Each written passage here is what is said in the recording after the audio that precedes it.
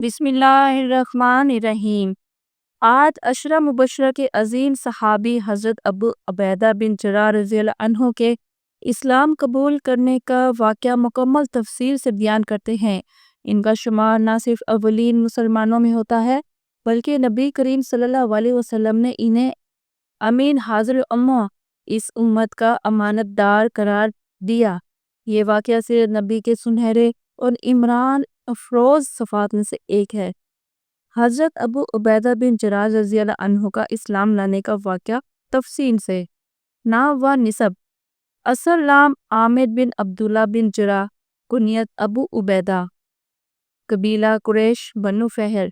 آپ کا تعلق قریش کے معزز اور ممتاز خاندان سے تھا جو عرب معاشرے میں عزت و شرف کے لحاظ سے معروف تھا۔ اسلام قبول کرنے کا پس منظر: حضرت ابو عبیدہ بن جراح رضی اللہ عنہ ان 10 صحابہ میں شامل ہیں جنہوں نے حضرت ابو بکر صدیق رضی اللہ عنہ کی دعوت پر اسلام قبول کیا۔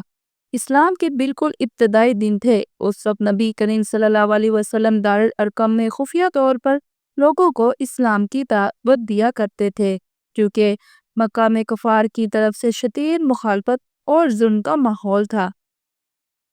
حضرت ابو بکر صدیق رضی اللہ عنہ جب ایمان لائے انہوں نے فوراً اپنے قریبی دوستوں اور قابل اعتماد لوگوں کو رسول اللہ صلی اللہ علیہ وسلم کی دعوت سے روشناس کرانا شروع کیا۔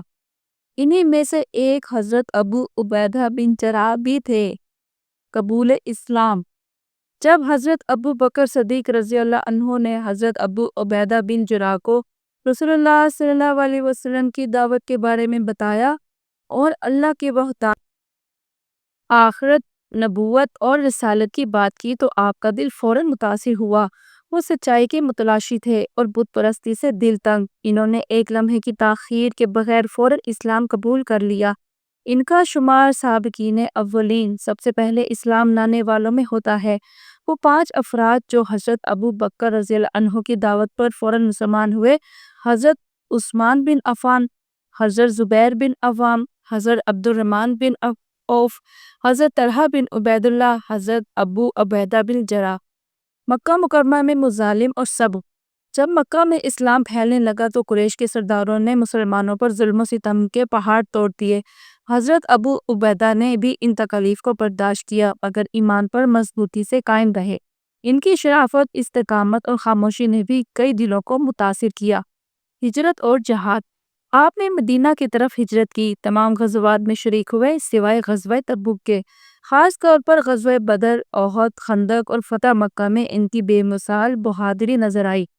غزوہ بدر کا ایک عظیم واقعہ: حضرت ابو عبیدہ غزوہ بدر میں دشمنوں سے بے جگری سے لڑ رہے تھے۔ اتفاق سے دشمنوں کی صف میں ان کا اپنا والد عبداللہ بن جراح بھی کفار کے ساتھ لڑ رہا تھا۔ جب وہ اپنے بیٹے پر حملہ آور ہوا تو حضرت ابو عبیدہ رضی اللہ عنہ نے اللہ کی راہ میں اپنے والد کو قتل کر دیا۔ یہ واقعہ ایمان کی بلند ترین مثال ہے کہ اسلام اللہ کی رضا کو سب سے مقدم رکھتا ہے، حتیٰ کہ اپنے باپ پر بھی۔ اللہ تعالیٰ نے اس واقعے کا ذکر قرآن میں بھی فرمایا۔ سورۃ مجادلہ آیت نمبر 22 میں ہے۔